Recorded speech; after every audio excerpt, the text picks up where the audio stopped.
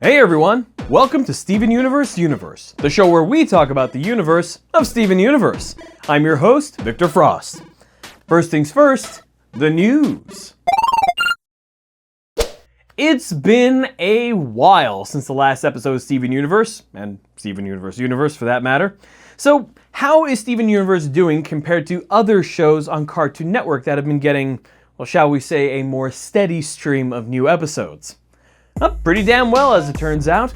Being the only Cartoon Network offering to make it into top 10 for ratings the night they came out, Super Watermelon Island and Gem Drill handily beat Adventure Time, Regular Show, Teen Titans Go, and Clarence by a very fair margin.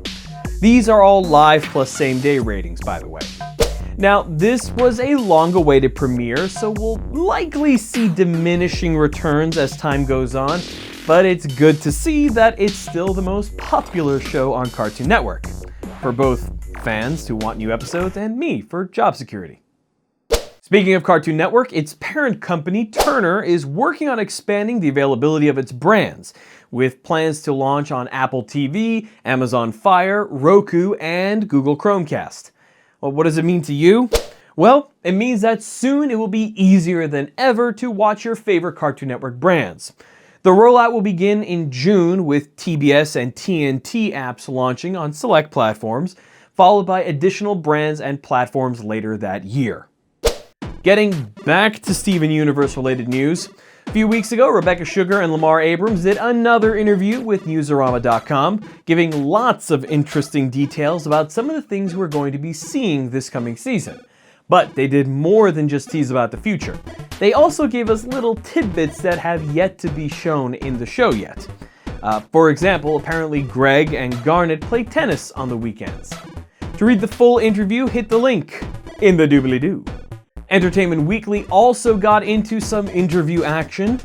In it, Rebecca Sugar talks about how the aesthetic of Physical Gems influenced her creation of the characters we've come to know and love.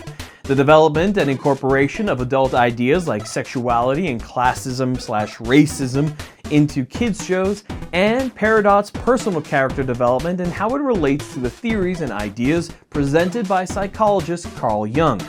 It's an excellent interview that gives us a bit of a deeper look into the development of the characters, and you should definitely check it out. That's it for the news. Let's see what you guys have been up to. It's time for a review. This isn't so much a fan work as it is a chronicle of something a fan attempted to do. The Cost of Making Steven Universe Donuts by Nicole Deaker is the fantastic story of one fan, namely herself, trying to make Steven Universe donuts when what she originally prepared to do was make cupcakes. I know, this sounds amazingly riveting, but trust me, it's worth the read. If for no other reason than that it serves as an entertaining cautionary tale about the improvisational creation of baked goods. Just try not to get the song from the Big Donut safety video stuck in your head. Donut at the Big Donut. Da, da, da, da, da, da, da, da, da, da. So, what's the verdict? I'm gonna give it 3 out of 5 Stevens. Not awesome, but, not terrible either. To check it out, hit the link in the doobly-doo. Alright, so before we get into the analysis portion of the video, we need to do some house cleaning, metaphorically speaking. First off, if you haven't been keeping an eye on it, I actually have been continuing to write the Steven Universe fan fiction that was assigned to me as punishment what seems like so long ago. The prologue and chapters 1 are done and online, and chapter 2 is in progress. So if you want to find out what happens when the entire national economy hangs in the balance because the Crystal Gems have never paid taxes or filed taxes, now is a good time to start reading Untabulated. Second, since I'm behind on these videos, here's what's going to happen. This video, we're going to talk about Super Watermelon Island and Gem Drill. The following, where we're going to be talking about Same Old World, Barnmates, and Hit the Diamond, won't have any news or review segments, just analysis. Once we're all caught up, we'll go back to the old once-a-week format and the old format in general, the schedule, you know the deal. And for better or worse, I will be resuming the punishment protocol. Oof.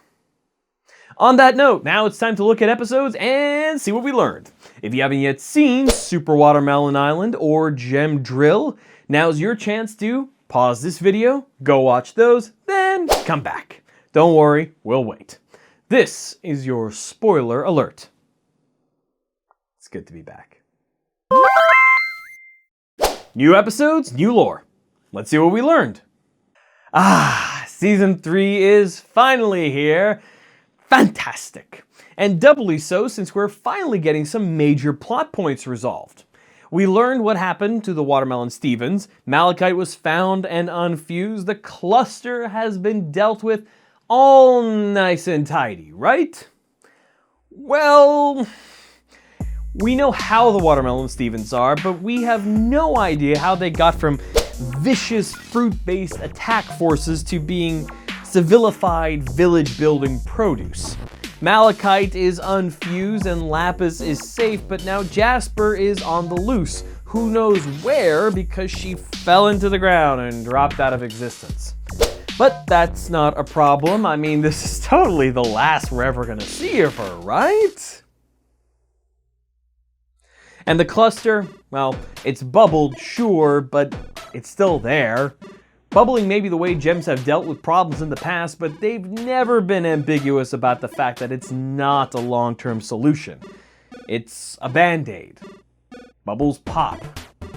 So what we have are 2 Chekhov's guns locked and loaded, albeit decidedly smaller ones. Still, through all of this, we do get some wonderful character development, world building, and even more questions. The most prominent is that we see the evolution of one of Steven's powers, his plant soldier power, or phytokinesis, which first premiered in episode 34, Watermelon Steven, at the time appeared to be limited to the creation of the plant soldiers.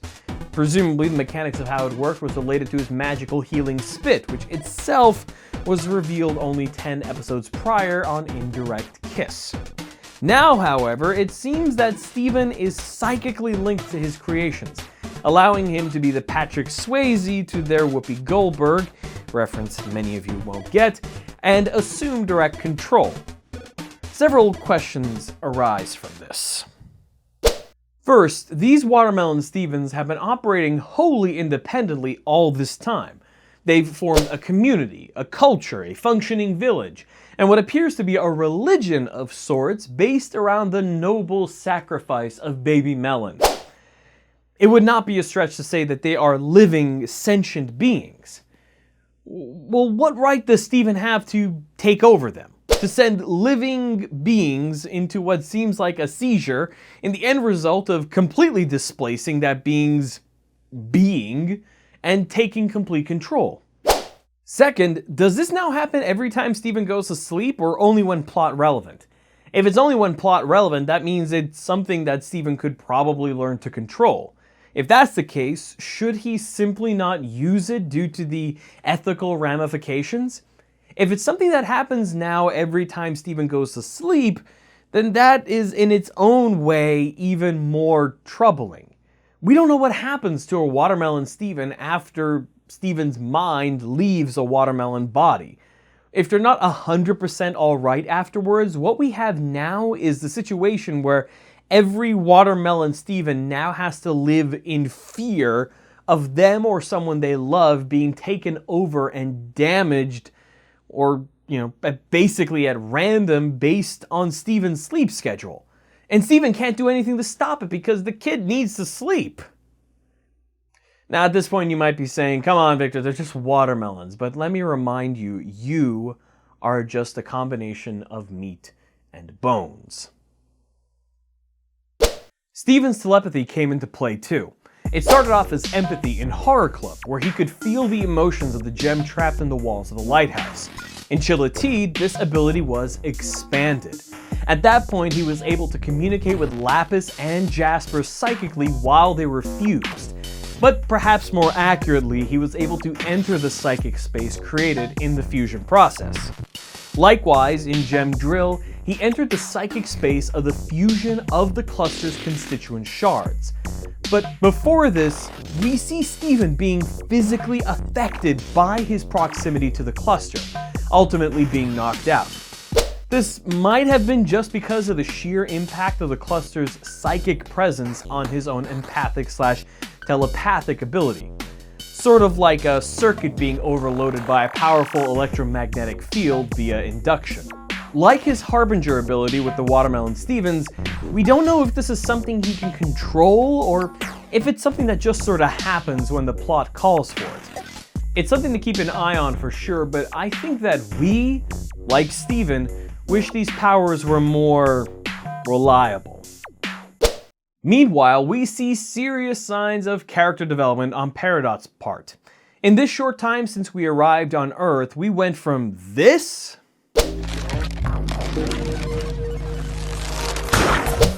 to this. You did it! We did it together! Quite an improvement on her emotional range as far as I'm concerned. That's all for this time.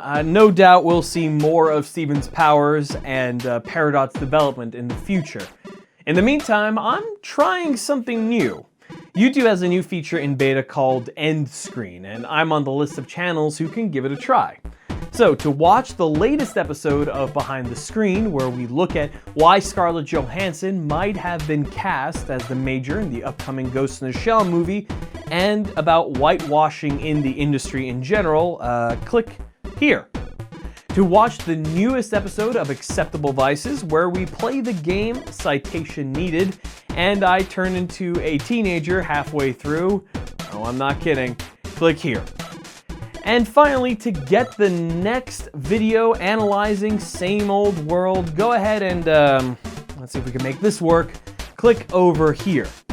Whichever one you pick, I'll see you there. So in any case, I'm Victor Frost, and this has been Steven Universe Universe.